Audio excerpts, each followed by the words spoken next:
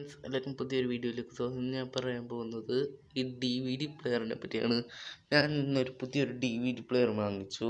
അപ്പോൾ ഞാൻ ഇതൊന്ന് കണക്ട് ചെയ്യണേണ് കേട്ടോ.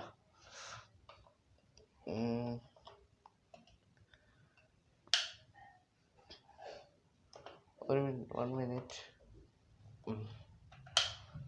ഇതിപ്പോൾ ഇത് ഓണായിരിക്കുന്നു.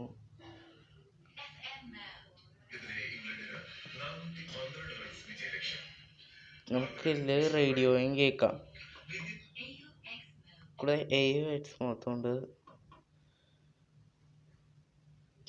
പിന്നെ ഇതിനകത്ത്